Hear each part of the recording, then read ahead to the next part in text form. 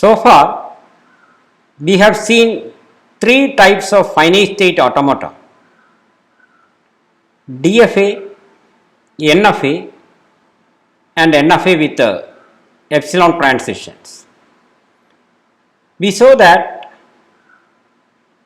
the class of languages accepted by the family of DFAs is the set of regular languages.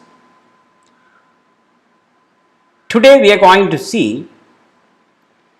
what class of languages is accepted by the family of NFAs, and that is the topic that we are going to discuss today. So, what is the class of languages accepted by NFAs? Before we see what is that language class, let us recollect the differences between DFA and NFA. If you recall, a DFA is having a finite set of states, a unique start state, exactly one transition for an input simple from every state, and a set of final states. And if we recall what an NFA is, it's very similar. The only differences are these. In the case of a DFA, there is a unique start state, but in an NFA there can be one or more start states. That is the first difference. And the second difference is that in the case of a DFA, we have exactly one transition for every input simple from a state. But in the case of an NFA, there can be 0 or more transitions. So, there is a possible situation where transition is not defined for a simple, or there can be more than one transition. So, by looking at this comparison, we can easily observe that DFAs are restricted kind of NFAs, because NFA can have one or more start states. If you restrict that to a unique start state, then this condition is met. Similarly, when you have 0 or more transitions in an NFA, in a DFA you can have exactly one. So, in that sense, a DFA is a restricted kind of NFA. So, it looks like whatever a DFA can do, an NFA can also do, because it is a restricted kind of a machine. Now, an interesting question is, can we have an NFA for a language for which there is no DFA exists? Question is there any language for which you cannot have a DFA, but you can have an NFA? Because DFA is a restricted kind of NFA, is it strictly restricted? And that is the question. And the answer is no, and hence the class of languages accepted by NFAs is regular. Okay, so the power of DFA and NFAs same if the purpose is to accept languages. Now we can prove that the class of languages accepted by NFAs is regular. So, here is a claim that we can prove: DFAs and NFAs are equivalent in power for accepting languages, and that is why we say that they both accept the class of regular languages. We need to have a proof. We can prove it by using two subclaims. The first subclaim is that for every DFA D, there exists an NFA N such that their languages are same. Okay, for every DFA you can come up with an NFA having the same language. The other direction is subclaim 2. For every NFA, there exists a DFA such that their languages are same. So, this proof is a little complicated, but this is a trivial proof. Now, you can easily see that the proof of the main claim follows from subclaim 1 and 2, because for every DFA, if you get an NFA, and for every NFA, if you get a DFA such that languages are same, then for every language for which there is a DFA, you are getting an NFA and vice versa. And as a corollary of this claim, you can conclude that the class of languages accepted by NFAs is regular, because it is exactly the class of languages accepted by DFAs. And now it remains as to prove subclaims 1 and 2.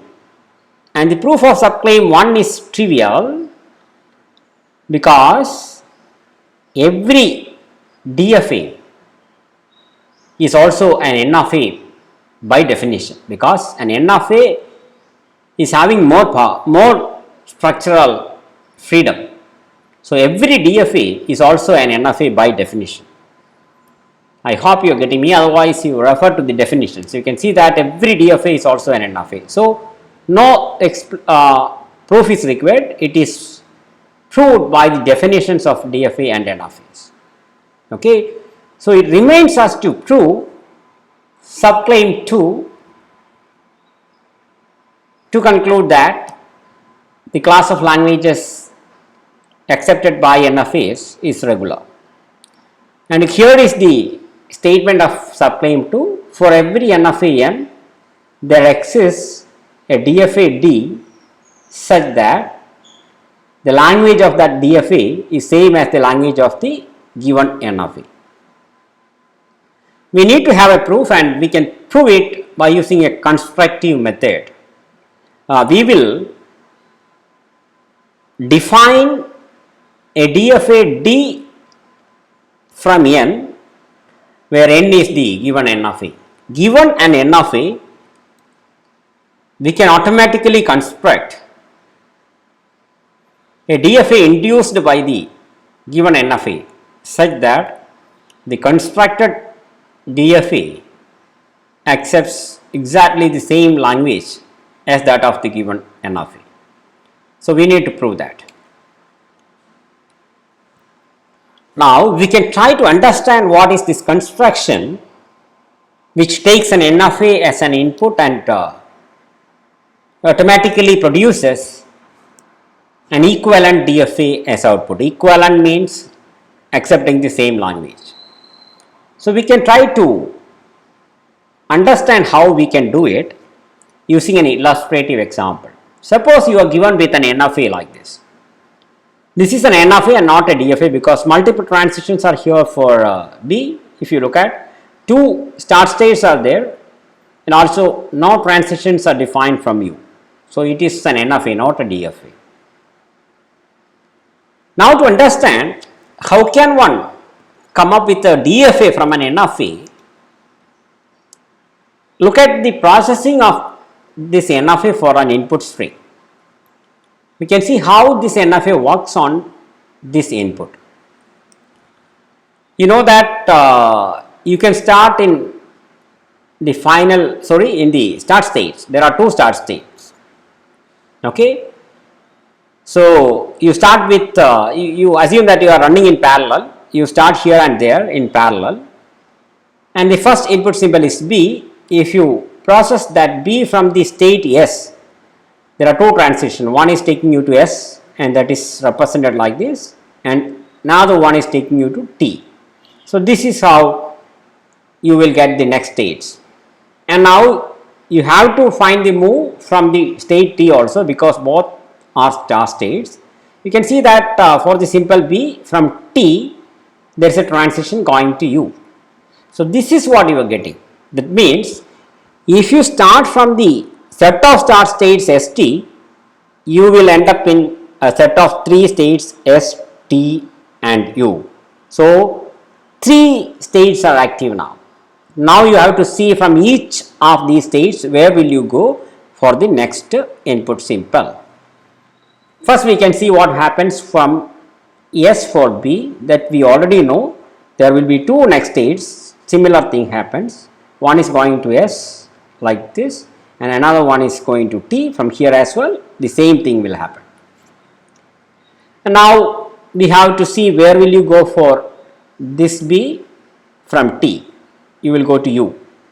So that also is operated now.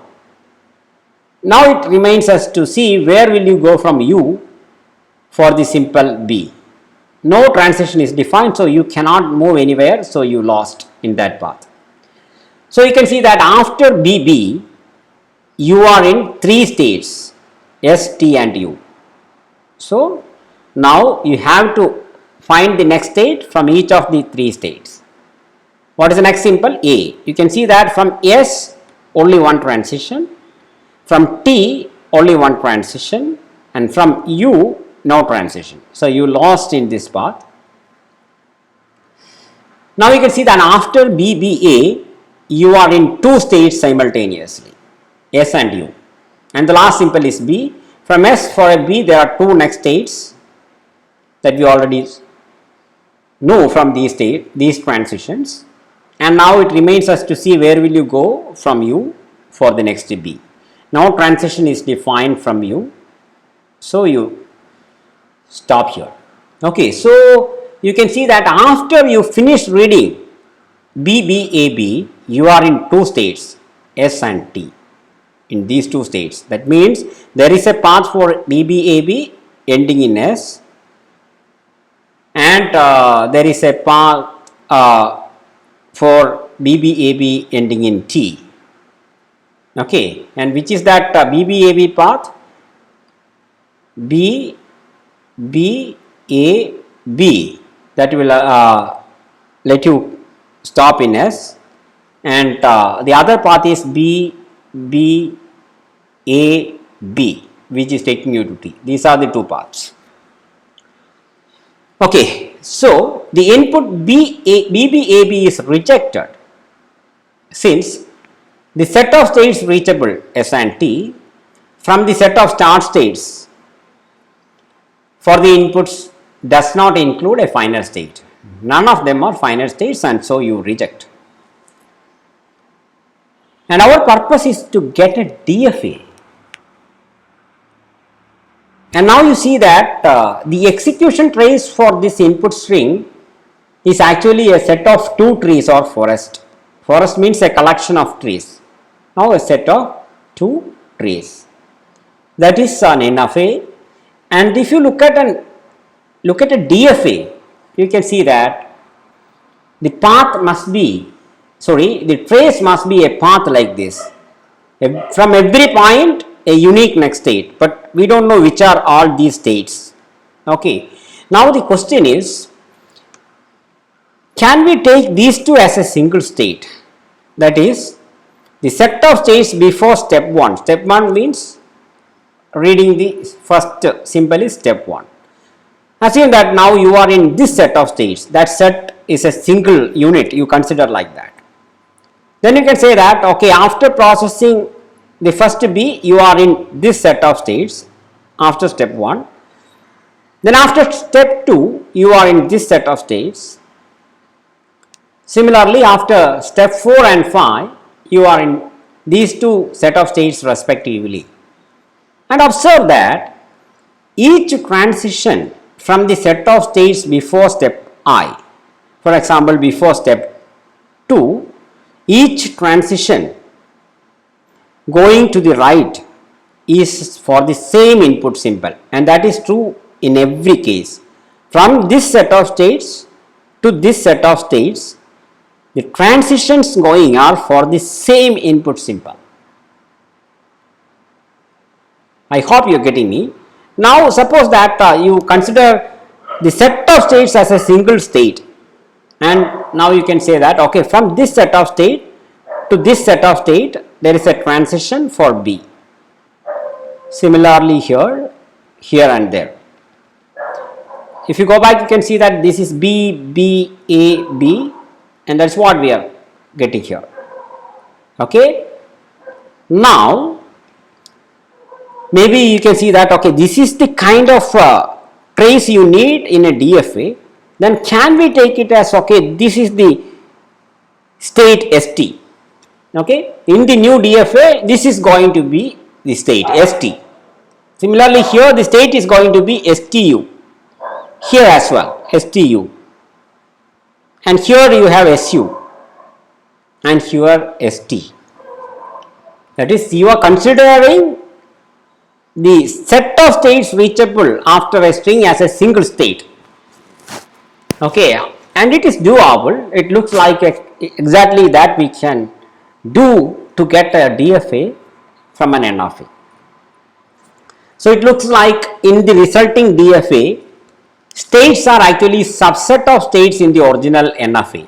If there are 3 states, there are 8 subsets, so maximum 8 states can be there in the DFA. In a general case, given an NFA with the n states, you can have a DFA with 2 to the power n states. We can see how we can construct it. Now the question is how we can define the transition function delta for the required DFA in terms of the transition function capital delta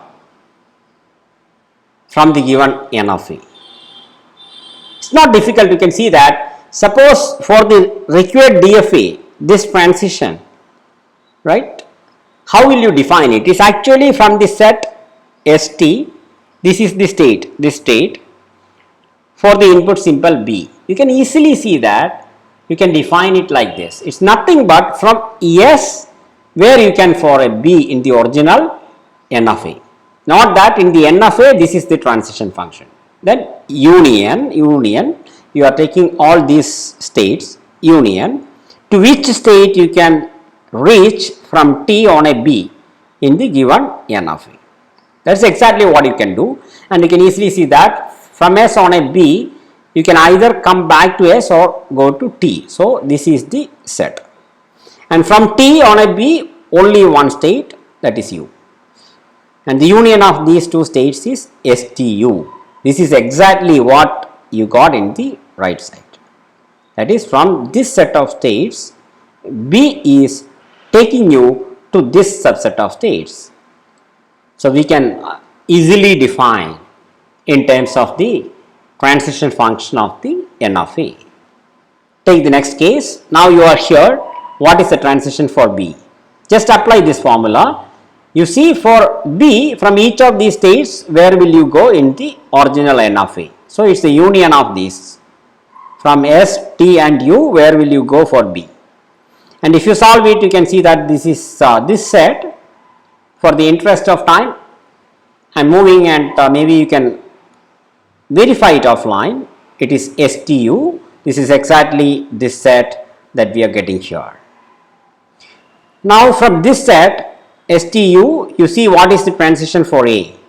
Apply the formula, you can solve it, and you will get SU, exactly this set of states. And finally from SU, what is the transition for B? That is, in the N of A, where will you go for B from S? Union. In the N of A, where will you go for B? From U. From S for B, you can come back to S or go to T, that is ST. From U, no transition, so you will not go anywhere, so null set. So you are getting the set of states reachable as ST. That is exactly what this set is. Okay. So from this example, I think it is very clear for you what you can do to get the transition function for the required DFA. Not that in the required DFA, states are subset of states from the given N of A. Now we can see how we can construct the required DFA from the given N of A.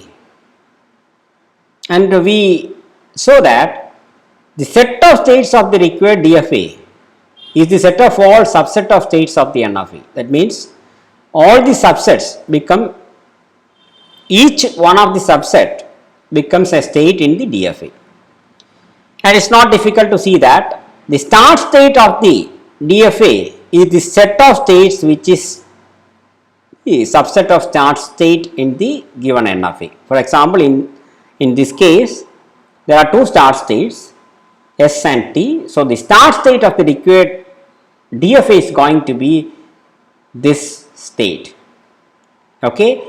Now, you have to define transition. You see what is the transition that you required for A. If you apply the formula, you will get it as set SU.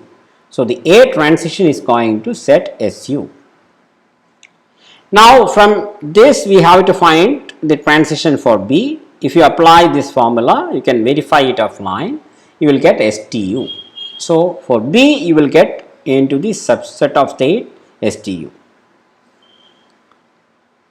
Now, maybe we can solve the equation for this state. From STU for an A, where will you go?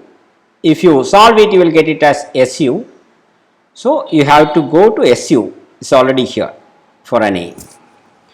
Now, we have to solve the equation for B from STU.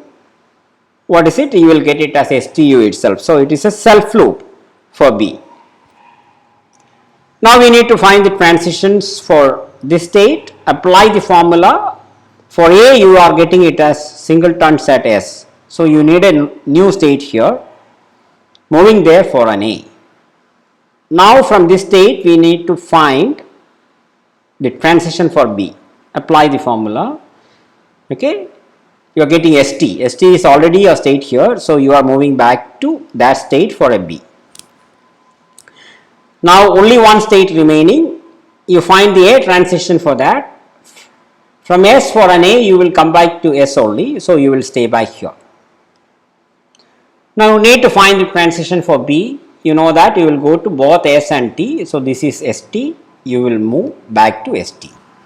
So, thus we finished computing the transition function, and the only component that we have to now find is which are the set of final states. You know that a state is final if at least one of the state contained in it is a final state. That means, suppose this is final and this is non-final. That means one path is ending in a final state and another path is ending in a non-final state. So, in this case, you can declare a state as final if it contains a final state of the original N of A. In this example, only U is the final state. So, you make all those states containing U as final. So, only these two will become final. Okay, so this is the DFA that you are obtaining for this particular example, and if you want to now run this DFA on this input string, you can see you will start from this state ST. You are starting here. Okay, now you see first input symbol is B. If you process it, you will move on here. Okay, STU. Note that here again you did exactly the same. Now you are here going to process B. You will stay back, right? You will stay back and stay back in STU. That is exactly what you got here. Okay. Now you are here and you are going to process A. You will move along this edge and you will come to SU. Now that here again you came to S2. And finally, for the last simple B, from here, this is the transition. You will take it and come to this state. You are ending in ST. That is exactly the state where you entered in the N of A. So, thus you can observe that the input string BBAB is rejected since you ended up in a non-final state in the obtained DFA. Okay. Now you can see that you can construct a DFA from an arbitrary NFA such that the DFA can simulate every possible execution of the NFA and vice versa also. And with this, now we are moving on and we are going to formally define the DFA induced by an arbitrary NFA, and that completes the proof. Let N of the structure be an NFA over an Alford set sigma, then an equivalent DFA, meaning accepting the same language, Dn. This notation means the DFA D induced by the NFA N, or DFA D which you can automatically define from a given NFA N. And what is it? A set of state which is Q prime, not exactly same as Q. A start state, not the start state here, it is small s. Delta, a new transition function, here it was capital delta. And F prime, a new set of final states. And how is it defined? The state set is nothing but the set of all subset of the states in the given NFA. And what is the start state? Start state here is nothing but the set of start states of the NFA. And delta is given in the NFA. We saw how we can define the small delta for DFA. This is how we defined. For a state in the NFA, what is a state in the NFA? It is a subset of states in the DFA. For that, what you do, for every individual state in this set, you see for that particular input symbol where you can go from Q for that input symbol. For each Q you take, and union of all those states are becoming the next state of this set of states. This is exactly what we did.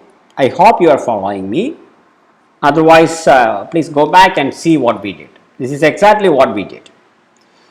And finally, the set of final state is those subset of the state set Q such that there exists a final state in that subset. That means the set of states that you are considering intersected with the final state set in the NFA is non-empty, meaning at least one here is a final state. And suppose you are looking at a set of states where none of them are final, then the intersection is going to be empty and you will not make that as a final state. And with this, we are finishing this lecture, and I am giving you two exercise problems for you to apply this subset construction algorithm. This algorithm is what is called subset construction to find the equivalent DFAs. So today we proved that the class of languages accepted by the family of NFAs is regular. We proved that for every NFA there exists an algorithm which automatically finds an equivalent DFA, and every DFA is also an NFA by definition. Thank you.